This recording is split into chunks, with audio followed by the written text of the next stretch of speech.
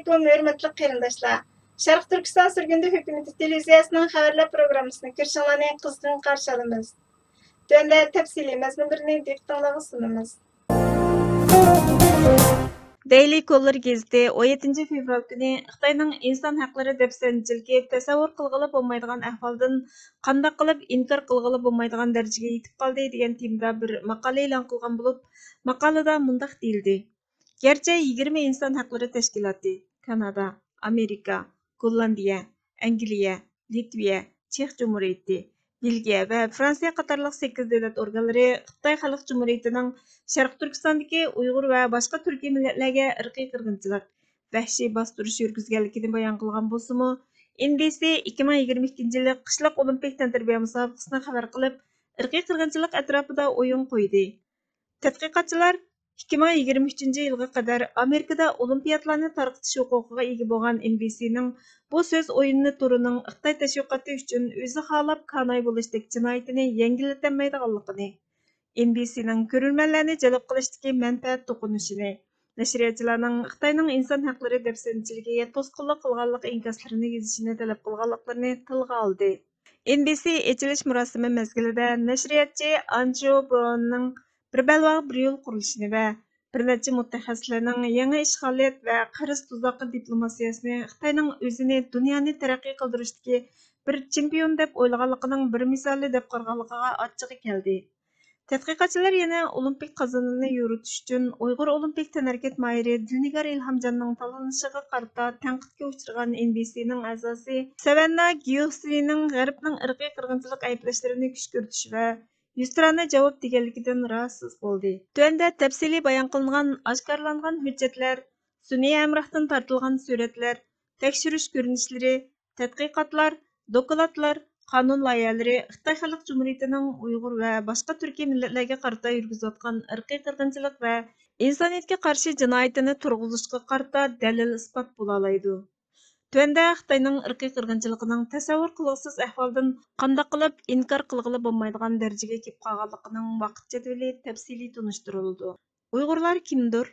Xitoy Tashqi ishlar ministrligining 2021 yildagi bayonotiga qaraganda, Uyg'urlar 13 milliondan ortiq nüfusga ega, ko'pinchisi musulmon bo'lgan Ichki Osiyodagi turk xalq. Xitoy Xalq Cumhuriyeti nima uchun irqiy qirg'inchilik va insoniyatga qarshi jinoyat sodir qildi deb ayblandi? Milliy jiddiylik, siyosiy zo'ravonlik va islom terrorligidan kelib chiqqan bir necha yillik muqimsizlikdan keyin Xitoy Kompartiyasining bosh sekretari Shi Jinping Tibetga bostirish siyosati yurgizgan Chung Chuangoni 2016 yili 8 oyda atalmış Şinjan Uyg'ur Avtonom rayonining partiya sekretari qilib tayinladi. Natijada atalmış Şinjanda yurgizgan bostirish Xitoy Xalq Cumhuriyetini insoniyatga qarshi jinoyat va irqiy qirg'inchilik yurgizish bilan ayblaydigan hukumat va inson haqlari tashkilotlarining kun sayin ortishiga sababchi bo'ldi. İnsoniyatga qarshi jinoyat va irqiy qirg'inchilik degan nima? Birlashgan Davlatlar Tashkilotining ta'biri bo'yicha insoniyatga qarshi jinoyat qul qilish, bosqinchilik qilish, qiynash qatorliq qilmishlarning har qanday fuqaro va xalqqa qarata keng shundoqla sistemlik hujumining bir parchasi sifatida qasddan elib berilishidir. Irqiy qirg'inchilik bo'lsa milliy, etnik, irq va diniy guruhini butunlay yo'qotish yoki qisman yo'qotishni o'z ichiga olgan harakatlarga qaratilgan bo'lib, o'ldirish va tug'ilishning oldini olishni o'z ichiga oladi. Xitoy Kompartiyasi irqiy qirg'inchilik va insoniyatga qarshi jinoyatni qanday sodir qildi? Sun'iy hamrohdan tortilgan suratlardan ma'lum bo'lishicha, 2016 yil atrofida Xitoy Xalq Cumhuriyeti atalmış Şinjanda qurilish turlarini kengaytirishga boshlagan. Rand şirketi ve Avstraliya strategik siyosat tadqiqot o'rni elib borgan analizda ko'rsatilishicha, hozir 380 dan ortiq tutib turish o'rnida yilimi mahbuslar tutqun qilinganlik ekan. 2017 yilning boshlarida atalmış Şinjanda majburiy nüfus tizimlash, cho'mbal va normalsiz soqollarni cheklash, tug'ilgan buvoqlarga Muhammad ismini qo'yishni cheklaydigan qonunlar e'lon qilindi. Vaqtning o'tishi bilan Xitoy Xalq Cumhuriyetining Uyg'ur kimligiga qarata hujumi masjidlarni chiqishdan Uyg'ur mozorlarini buzishga qadar avjiga chiqdi. Hukumatning harakatlari mutaxassislar aytgandek hamma joyda biologiyalik tekshirish punkti qurib, keng ko'lamda kuzatish sistemasi o'rnatib, chiroy tunish, ovoz andisini farqlantirish yumshoq detali, aqliy iqtidorli telefon, iz qo'g'lash va DNA yig'ishni yo'lga qo'yishga qarab rivojlandi. 2017 yılı içinde Xitay Xalq Cumhuriyeti köpeyiş yaşıdaki Uyghur erlerini keng ko'lamda qo'lga oldi. Xitay Kompartiyasining Aqtashliq kitobida Xitay Davlat ishlari mahkamasining 2020 yillik dokladida yozilgan 2014 yildan 2019 yilgacha bo'lgan aralıqda har yili 1 million 290 ming odamga diniy va etnik farq tufaylidan ilib borgan g'oyib qilib etish, siyosiy tarbiyalash, qiynash, jismoniy va ro'yi jihatdan xo'rlash, jumladan majburiy tug'mas qilib etish va jinsiy parokandachilik, majburiy emgakka selish, shundoqla uzun muddat tutib turish qilmishini pardozlab, atalmish Şinjan'da her yili 1 million 290 ming odam kasbiy jihatda tarbiyalandi deyildi. Uyghur erleri tutqun qılınış nişanı qılınıp, 2014 yılı Uyghur öyleriga Xitay erlerini o'rinlashtirishni maqsad qilgan qo'shmaq oila siyosati yurgizdi. Amerika Tashqi ishlar ministrligining bildirishiga qaraganda, qo'shmaq oila programmasi Uyghur ayollariga qarta ilib berilgan jinsiy bosqinchilik qilish bilan natijalandi. Uyghur erlerini ayollardan qasddan ayirib etgandan boshqa, Xitoy Xalq Cumhuriyeti 2014 yilga qadar majburiy homildorlikdan saqlanish, bola tushirib etish va majburiy ko'chirish operatsiyasi qatorliq Uyg'urlarning ko'payishiga qarshi siyosatlarni yurgizib, Uyg'ur oilasining asosiy hayotiy kuchini ojizlashtiradigan xatarlik vaziyatni shakllantirdi. Hozir Xitoy Xalq Cumhuriyetining atalmish Şinjanga bo'lgan loyihalari kengaytirilgan bo'lib, nurg'un Uyg'ur ayollariga qarta tutqun qilish, lagerlarga qamash, bosqinchilik qilish, qiynash, organlarini sug'urib olish, o'ltirish qatorliq vahshiy qilmishlarni yurgizmoqda. Qayta tarbiyalash lagerlari va tinib olish. 2017 yili 9 oyda G'arb muxbirlari atalmish qayta tarbiyalash lagerining mavjudligi va Sharq Turkistonda murakkab kuzatish sistemasining o'rnatilishi haqida doklad berishga boshladi. Xitoy Xalq Cumhuriyeti amaldorlari qayta tarbiyalash lagerlarining mavjudligini 2018 yili 7 fevralda tunji qitim tilga oldi. Xitoyning Qozog'istonning Almatada turishliq bosh elchisi Jang Wei jazo lagerlari haqida so'ralgan savollarga bizda undaq yer yo'q, biz undaq qilmaymiz degan. Xitoyni tunji qitim irqiy qirg'inchilik yurgizish va etnik tozalash bilan ayblash. Sharq Turkistonga vakillik qiladigan Sharq Turkiston surgundi hukumatining bosh ministri Salih Xudoyer Xitoy Xalq Cumhuriyetining Uyg'ur va boshqa turkiy xalqlarga qarata yurgizayotgan vahshiylikni irqiy qirg'inchilik deb ayblagan tunji amerikalik siyosatchi Florida shtatining Cumhuriyetchilar partiyasining Kengash palata a'zosi Marco Rubioning qo'llashiga erishdi. U 2018 yili 6 oyning 4 kuni Amerika parlament binosining oldida namoyish tashkillab, Xitoyni irqiy qirg'inchilikni to'xtatishga, Amerikani irqiy qirg'inchilikqa qarshi turishga chaqirdi. 2 oydan keyin, ya'ni 3 avgust kuni Marco Rubio Twitterda Xitoyning etnik tozalash harakati olib berayotganligini o'ttirg'a qo'ydi. Tarbiyalash markazi va turmalar. Xitoy Xalq Cumhuriyeti fronti xizmat bo'limining bayonotchisi Hu Lianhe 2018 yili 8 oyning 13 kuni Birlashgan Davlatlar Tashkilotida qilgan so'zda jazo lagerlari to'g'risidagi dokladning butunlay yolg'on ekanligini, Uyg'urlarni o'z ichiga olgan atalmish Şinjan fuqarolarining barobarlik, erkinlik va huquqdan teng bahramon bo'lganligini, yenik xatolikdan jazoga hukm qilinganlarning salomatligini asliga keltirish maqsadida kasbiy tarbiyalash va ishga o'rinlashtirish markazlarida tutib turilayotganligini, xohlagancha tutqun qilinib tutib turilmaydiganligini hamda salomatligining yaxshi ekanligini aytdi. Davlat televiziya stansiyasi Xitoy Davlat ishlari mahkamasining bayonotining to'g'riliqini isbotlash maqsadida 2018 yili 10 oyning 16 kuni jazo lagerlariga qamalganlarning xushal-xuram usul o'ynab naqsha aytgan, Xitoycha va qonun o'rganayotgan, tikuvchilik, yog'ochchilik qatorliq kasbiy mahoratlar bo'yicha tarbiyalanayotgan sinfini tarqitib doklad e'lon qildi. Organ sug'urib olish, qiynash va insoniyatga qarshi jinoyat. 2019 yili 6 oyning 17 kuni Xitoydagi majburiy organ yig'ib olishni tekshirishni maqsad qilgan hukumatsiz sud Xitoyning Uyg'ur va Falun Gongchilarning organlarini yig'ib olayotganligini tekshirib aniqladi. Shundaqla Xitoyning insoniyatga qarshi jinoyat sodir qilayotganligini bekitdi. Xitoy sudi 1999 yili Falun Gongga zarba bergandan keyingi 14 yilda Xitoy Kommunistik partiyasining 840 mingdan 1 million 260 mingga qadar inson organlarini sug'urib olganligini aytdi. Urumchi shahrining shahar boshlig'i Shuhrat Zokir 2019 yili 30 iyul kuni o'tkazilgan muxbirlarni kutib olish yig'inida ma'rif va tarbiyalash markazlarining muvaffaqiyatini jakarlab, kasbiy tarbiyalash markazlarini bitirganlarning ko'pinchisining jamiyatga qatnashganligini aytdi. Savdo tarmoqlari Xitoy o'rinlarini qora tizimlikka kirgizdi. Savdo ministrligi 2019 yili 10 oyning 7 kuni qurilish tizimligiga 28 o'rinni qo'shdi. Bu qaror konkret va tushuntirgili bo'ladigan faktlarga asosan Amerikaning davlat bexatarligi, tashqi siyosati qonuniga xilof faoliyatlar bilan shug'ullanish, qatnashish, zo'r xatar elib kelishga aloqador ishonchlik bir sababga asosan chiqarildi. Qora tizimlikka kirgizilgan 28 tashkilotning ichida Xitoy sun'iy idrok shirkati Sinstime, Yito va Megvi shundoqla bir qancha jamoat xavfsizlik idorasimi bor. Qara tizimlikka kirgizilgan o'rinlarning mutlaq ko'p qismi atalmish Şinjanga joylashgan. Şinjan hujjatlari, Xitoy sinlari, Qaraqash tizimliki. 2019 yılı 11 ayının 16 günü New York vaqt gezdi Xitoy Kompartiyasining yuqori darajalik amaldorlarining Uyg'ur harakatini qandoq tashkillaganligini tafsiliy bayon qildi. 2014 yilgacha bo'lgan araliqdagi Xitoy Kompartiyasining oshkorlangan bir qancha yuz parcha ichki hujjatlar to'plamidagi Şinjan hujjatlarini e'lon qildi. Oshkorlangan hujjatlarda musulmon Uyg'urlar virus, diniy va ittiviy kasallik bilan yuqumlangan zərərlik çekimli xumarlarga o'xshatildi.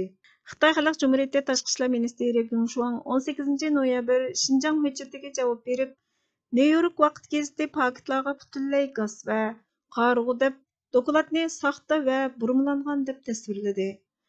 Geng Shuang mahbuslarga faqat kasbiy, ma'rif va tarbiyalash ilib berayotganligini, so'ravan radikal unsurlarga va terrorchilarga Xitoy hukumatining rahm qilmaydiganligini, ularning hayoti va bexatarligini qo'g'dashga kuch chiqarmaydiganligini aytdi. 2019 yili omma xabarlar bo'lmagan ahvol ostida New York vaqt gazeti barliq atalmish Şinjan hujjatlarining hammasini e'lon qilishga sal qaradi. 2021 yili 27 noyabrga qadar omma tutib qilingan hujjatlarga erisha olmadi. Şinjan hujjatlari axborotda e'lon qilinib, bir haftadan cho'ngroq vaqtdan keyin Xitoy simlari deb bilingan qo'shimcha Xitoy Kompartiyasi hujjatlari xalqaro tekshirish muxbirlar birlashmasi tarafidan 2019 yili 24 noyabrda e'lon qilindi. Xitoy simlari mahbuslarning Xitoycha qonun, ideviy jihatda tarbiyalashni talab qilishni shart qilgan ko'rsatmalarni o'z ichiga olgan tarbiyalash va yetishtirish markazlarini ishlatishdagi o'lchamlik tartibni atalmish Şinjandagi keng ko'lamda kuzatishga munosabatli tafsilotlarni oshkorladi. Keyin 2020 yili 2 ayning 17 kuni mahbuslarning tizimligi shundoqla Xitoy Kompartiyasining tutib turish sababini o'z ichiga olgan Qaraqash tizimligi deb atalgan hujjatlar e'lon qilindi. Qamoq jazosini tegishli qilgan jinoyatlar planliq tug'ish siyosatiga xiloflik qilish, pasport iltimos qilish, jumbal taqash, xalqaroliq sayohat, davlat sirtidagilar bilan munosabat o'rnatish, xalqaroliq munosabat, soqol qo'yish qatorliqlarni o'z ichiga oldi. Uyg'ur majburiy emgakining oldini olish qonuni Avstraliya strategik siyosat instituti 2020 yili 1 mart kuni 2017 yildan 2019 yilgacha bo'lgan araliqdagi 80 ming Uyg'ur ishchisining atalmish Şinjandan qandoq yo'tkalganligini tafsiliy bayon qilgan. Tadqiqot e'lon qilinib, 34 davlat halqagan cho'ng shirkatlarni majburiy emgakning bevosita manfaatlanuvchisi deb atadi. Avstraliya Parlament ijroiya komitetining 2020 yili 11 martdagi dokladida Coca-Cola, Campbell Soup, Costco, Kraft Heinz, Patagonia qatorliq shirkatlar majburiy emgak bilan munosabati bor deb ko'rsatilgan. Visa and Snickers, Procter and Gamble, Intel, along with Airbnb, Coca-Cola qatorliq shirkatlar 2022 yillik qishliq olimpik tantaribiya musobaqasining qo'llovchilari. Qurultay ijroiya heyetining Xitoyning dokladini e'lon qilgan kuni Uyg'ur majburiy emgakining oldini olish qonuni Avom palatasida ma'qullandi.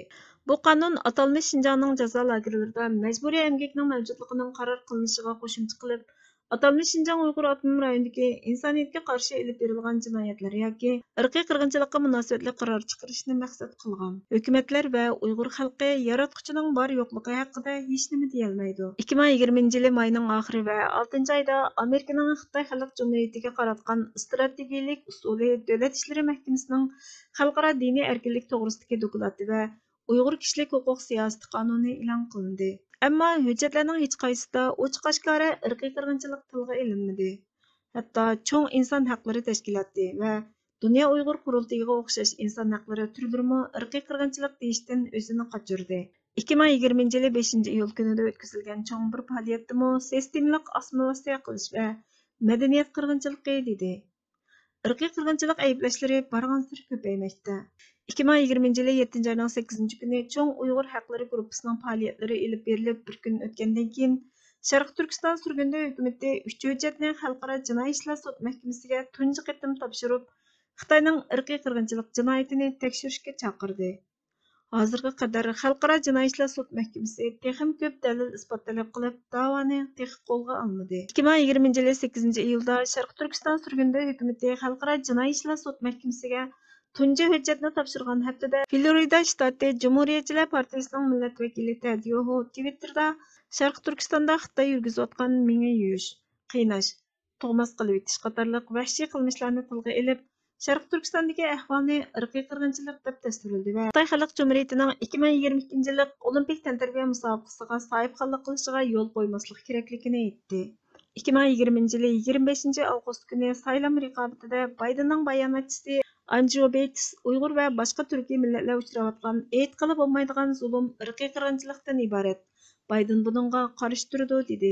Cumhuriyetçilerden terkip topgan Xitoyga qarshi alayda gruppa 2020 yilning oxirigacha majburiy tug'mas qilib o'tish, tug'ut cheklashning irqiy qirg'inchilikni tashkil qilganligini ilgari surish harakati davomlashdi. Bu sababdan 9 oyda e'lon qilingan bir dokladda Cumhuriyetçilerden terkip topgan Xitoyga qarshi alayda gruppa Amerika tashqi ishlar ministrligini Xitoyning bu vahshiyligini irqiy qirg'inchilik deb bekitishni o'ylashga da'vat qildi. Tunji hukumat organi Uyg'ur irqiy qirg'inchiligini tonidi. 2020 yılı 21 oktyabrda Kanada Xalqaro inson haqlari tarmoq komiteti Uyg'ur irqiy qirg'inchiligini rasmiy tonigan tunji hukumat organi bo'lib qoldi. Uningdan keyin Amerika hukumati 23 dekabr Qurultay ijroiya komitetining Xitoyga aloqador yillik dokladida Xitoyning Sharq Turkistondagi Uyg'ur va boshqa turkiy millatlarga yurgizayotgan qilmishlarining insoniyatga qarshi jinoyat va irqiy qirg'inchilik ekanligini jakarladi. 2021 yili 13 yanvarda Amerika tamojna va chegara mudofaasini qo'g'dash, tutib qilish va qo'yib etish tartibi e'lon qilinib, atalmish Shinjongda majburiy emgak yo'li bilan ishlab chiqarilgan kiyim-kechak, to'qimachilik buyumlari, urug'i, sho'xli qiyami va paxta, sho'xlidan yasalgan boshqa mahsulotlarni Amerikaga kirgizmaslikni qaror qildi. Uyg'ur irqiy qirg'inchiligi to'g'risidagi ikki partiya kelishimi oxiri 2021 yili 19 yanvar kuni amalga oshdi. Bir axborot e'lon qilish yig'inida Tashqi ishlar ministrligi Xitoy Xalq Cumhuriyetining atalmish Shinjongdagi harakatlarining to'liq hujjatini kam degandimi 2017 yili 3 oydan e'tiboran Xitoy Xalq Cumhuriyetining insoniyatga qarshi jinoyat ishlaganligini, 1 milliondan ortiq Uyg'ur va boshqa turkiy xalqlarni xohlagancha tutqun qilib turmaga tashlab, majburiy tug'mas qilib o'tish, qiynash, majburiy emgakka selish, din erkinligi, fikr erkinligi va harakat erkinligini bo'qqanligini 1945 yildan 1946 yilgacha bo'lgan oraliqdagi Ikkinchi dunyo urushidan keyin o'tkazilgan Nürnberg sudiga arz qilgan natsistlarning jinoyati bilan o'xshash jinoyatlarni ishlaganligini tafsiliy bayon qilgan bir bayonot e'lon qildi. Davlat ishlari kotibi Mike Pompeo Twitterda Davlat ishlari mahkamasining qat'iy irodasini qo'llaydiganligini bildirdi. Shu kuni Kengash palata a'zosi Antony Blinken va Janet Yellenning isbot anglash Kengash palatasi tasdiqidan o'tkazish yig'ini chaqirildi. Blinken ahvolni irqiy qirg'inchilik deb tasvirladi. Bilan Xitoyning qo'rqinchli inson haqlari dafsanchiligi bilan aybladi. Dunyodagi hukumatlar Xitoyning jinoyati haqida o'rtaq qarashga ega bo'lishga boshladi. Amerika Qo'shma Shtatlaridagi ikki partiyaning Uyg'ur irqiy qirg'inchiligini e'tirof qilishiga ergishib, dunyodagi 5 davlat hukumati Xitoyning irqiy qirg'inchiligi va insoniyatga qarshi jinoyatining har ikkalasini qabul qildi. 2021 yili 25 fevral kuni Gollandiya parlamenti, 2021 yili 22 aprel kuni Angliya Avom palatasi, 2021 yili 14 iyun kuni Chex Kengash palatasi irqiy qirg'inchilik, 2021 yili 6 oyning 15 kuni Belgiya parlamenti insoniyatga qarshi jinoyat, irqiy qirg'inchilik xavfi, 2022 yili 1 oyning 22 kuni Fransiya parlamenti irqiy qirg'inchilik va insoniyatga qarshi jinoyat, 2020 yili 20 may kuni Litva parlamenti insoniyatga qarshi jinoyat deb e'tirof qildi. Eng oxirida Olimpik tantaribiya musobaqasi. 2022 yillik qishliq Olimpik tantaribiya musobaqasi boshlanishga bir oy qolganda Xitoy Kompartiyasining jinoyati to'g'risidagi fikr birligi maydonga keldi. 6 oyda Davlat bexatarlik ministrligi atalmish Shinjongdan silsiyani import qilishni cheklash buyrug'i chiqardi. 9 oyda 200 dan ortiq kishilik huquq tashkiloti NBC qatorliq radio tarqatuvchilardan Olimpikni xabar qilmaslikni talab qildi. Prezident Baydenning 2021 yili 11 oyning 16 kuni Xi Jinping bilan sınliq yig'ini uchrashishidan keyin Bayden Olimpikni diplomatik boykot qilganligini e'lon qildi. Ammo bir necha haftadan keyin 18 amerikalik amaldorning qatnashganligi ma'lum bo'ldi. Yil Xitoy Xalq Cumhuriyetining jinoyatini tarafsiz tekshirishga mas'ul bo'lgan ommaviy tashkilot Uyg'ur sud mahkamasining Xitoy Kompartiyasining jinoyatini irqiy qirg'inchilik deb qaror qilishi, Prezident Jo Baydenning Uyg'ur majburiy emgakining oldini olish qonuniga imzo qo'yishi bilan oxirlashdi. Hörmətli görürmənlər, xəbərlərimizni kögünələr üçün köp rəhmət. Kelər qitimki programımız görüşkəcə Allah'a amanet bolğaysızlar.